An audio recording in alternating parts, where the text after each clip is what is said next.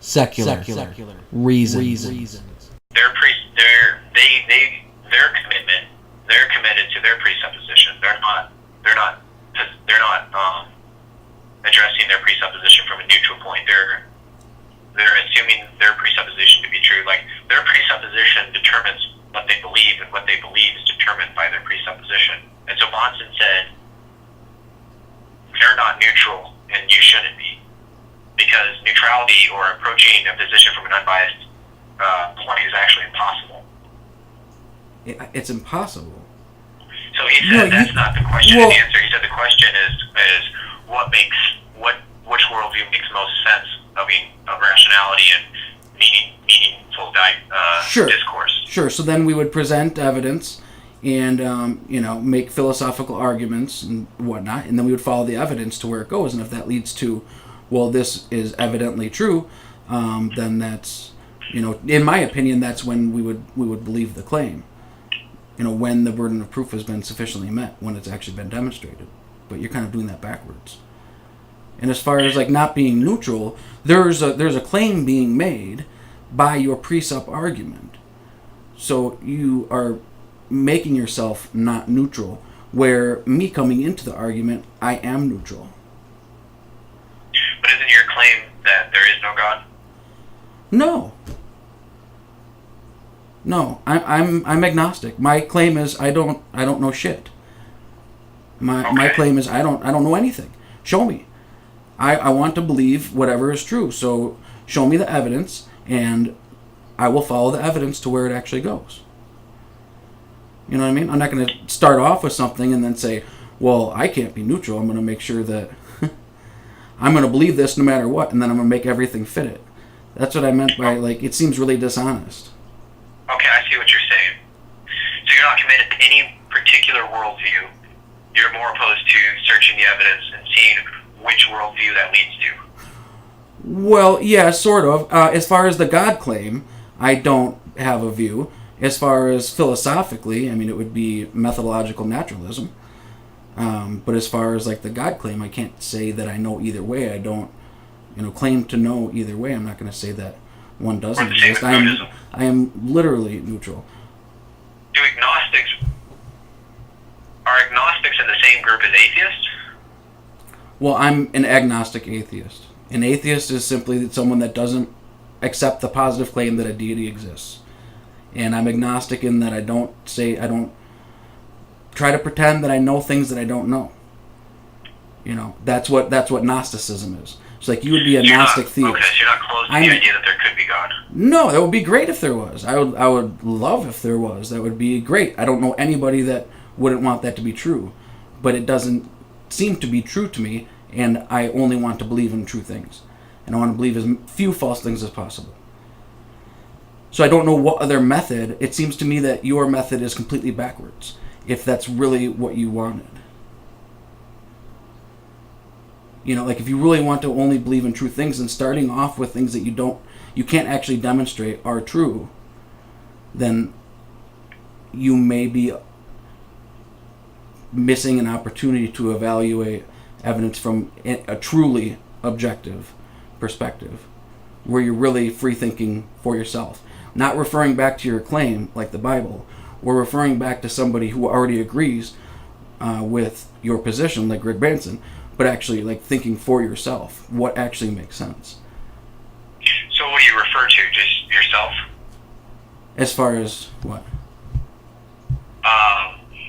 You said rather than referring to the Bible or referring to someone else who already agrees with your position. I refer to philosophical arguments. I refer to empirical evidence, data, reason, logic. I think the book said everyone's end claim is self-authenticating. Well, if you have a proposition, if you have a logical syllogism, then yes, you're trying to get your premises to logically follow to your conclusion. So that's just a tautology. That's necessarily true. Because it seems to me what you're saying is approaching issues with an unbiased opinion rather than your already committed values. Right. Well, that's cool. I don't got nothing else to say unless I study up more on these things you said. Yeah. And think about them more. Yeah. One other thing that I just basically wanted to point out is that you had talked about like the Trinity thing, how there's threes in nature and the spiral pattern and that kind of thing. Yeah. Have you ever heard of apophenia? Nope. It's a neuroscience term that refers to basically the tendency to see connections and patterns that aren't necessarily there. That's also what lends the credence to like conspiracy theories oftentimes. So just something to maybe think about. What was that called again? It's called apophenia. That's How do you spell it? apophenia. ENIA. Mm-hmm. Would you say that universal patterns do exist? I don't really like I don't like the word universal. I'm not sure why that. I don't know why that gets used so much. Because the pattern applies everywhere universally. Like anywhere you went. Like if I went 2 billion light years out in the world, if I was there, 1 plus 1 would still equal 2. So it's just a universal pattern. It's just like applicable everywhere at all times. Okay. Yeah, I just feel like it carries some negative connotations and possibly some baggage with it that, unless we define our terms, I wouldn't be aware of that you were thinking about. So yeah, in that case, I agree. Yes. But I'm not sure how you go from these things exist to, there's correlation here, and then I don't know like what mechanism you use to determine causation that came from. What's the correlation between facts and God creating them? Yeah. Like the spiral pattern, I don't see how you can go from, well, this seems to make sense to, well, yeah, God created it. It just seems like a God of the gaps kind of argument. Like, we don't know, therefore God, Like, I can't explain this. This seems coincidental. I think it's too coincidental for it to just, have happened, so therefore God. But there isn't any actual explanation. Like, just saying that it was God doesn't offer any explanatory power. Like, it doesn't tell me how you actually got there. It just tells me what your conclusion is. And then with your presupp stuff, you start with your conclusion and then, like, work backwards to make stuff fit. So I'm constantly having to, like, try to understand how that process works without making assumptions. Okay. And it gets confusing. One of the first things you said really grabbed my attention. Working backwards. Question, you said that we were talking about why do facts necessitate or correlate to God creating them. And you kind of said facts, and then because, we don't know, therefore God. Right, like God of the gaps kind of thing. Yeah. So, I was talking about, correlation. So, like, you think that things, it seems way too convenient, then I guess you would say, well, that can't just be circumstantial. That can't just be a coincidence.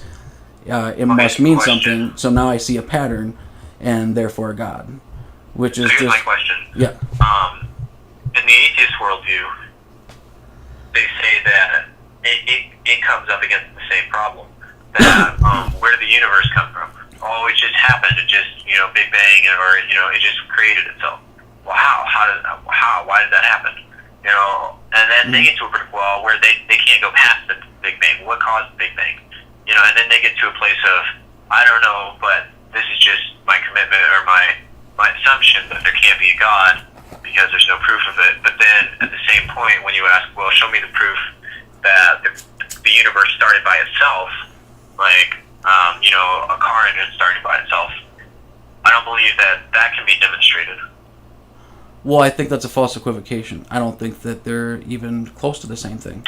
And I don't know any atheists that say, we don't know how the Big Bang happened, but there's no God. And that's just, I'm sure some people are ridiculous like that, but I don't know why they would do that. The correct answer is, well, I don't know. And that's okay. It's okay to not have the answers. I'll never pretend to know something that I don't know. But what I don't understand is starting off with something that you can't actually show that is evidently true and saying, this must be the case. I'm like literally the opposite. I will say I don't know. Although the Big Bang cosmology, there are very good explanations of quantum physics and quantum mechanics for how particles can actually be created from a low level of energy, which like Lawrence Krauss calls nothing, but isn't actual nothing. It isn't non-existence. It's different than that, but I'm not a physicist and I can't really explain it. But I don't appeal to things that I don't actually know or can't demonstrate or can't show somebody is actually true. They're not evidentially true. Right. Like the truth. So my question is what would be evidentially true to you?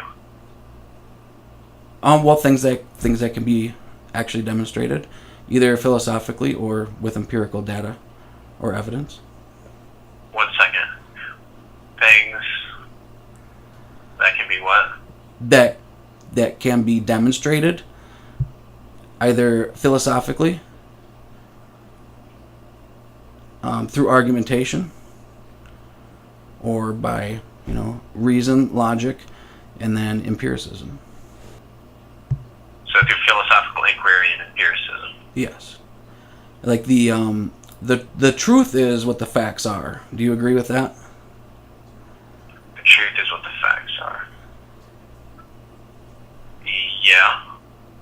And facts are things that we can verify. Do you agree with that? The facts are things that we can verify? Yes. I would like to question that. 1 second.